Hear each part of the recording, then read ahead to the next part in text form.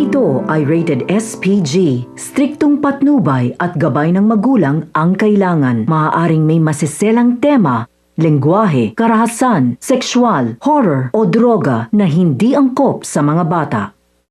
Inaway nga nitong si Marge itong si Paulo pagka-uwi sa bahay nila. Dito nga niya tinanong kung saan ito nanggaling. Galit na galit siya dahil pinamukha sa kanya nitong si Paulo na sa relasyon nilang dalawa ay siya ang may pagkukulang. Subalit nung mga oras na yon ay mas lalo pang nagalit itong si Marge nang makita nga niya na sumunod pala itong si Thea papunta sa mansyon. Dito na nagwala si Thea at sinabi niyang huwag siyang madamay-damay nitong si Marge sa away mag-asawa nila.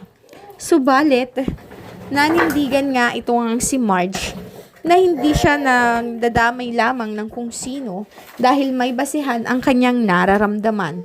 Sinabi niya rin na wag na itong magmaang-maangan pa dahil alam niya na ang lahat. Natulala noon itong si Thea dahil ibig sabihin ay nakita na nga nitong si Marge ang cellphone na hinahanap niya na hawak nga nitong si Jobert.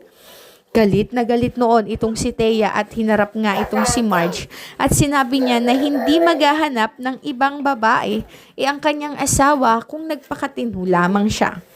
Kaya't mas nasampal pa siya nitong si Marge dahil ayon sa kanya, wala siyang nakikitang dahilan para sabihin ni Thea na hindi siya matino. Nung mga oras na yon ay nasampal pa siya nitong si Marge dahil hindi nito matanggap na nasa bahay pa mismo nila ang babaeng sinusubukang sumira sa kanyang pamilya. Pagkaalis ni Thea ay hinarap niya nga itong si Edward at dito niya na nga sinabi ang katotohanan sa ginawa ng kanyang asawang si Thea. Galit na galit noon itong si Edward at umalis ito upang puntahan ng kanyang asawa. Muli ay nagkita sila at kinaladkad niya nga ito palabas ng bahay nila. Itong si Paulo naman ay hinarap din itong si Marge at sinabi niya na ang kapal ng mukha nitong magpanggap sa harapan niya na kunwari ay busy ito sa trabaho.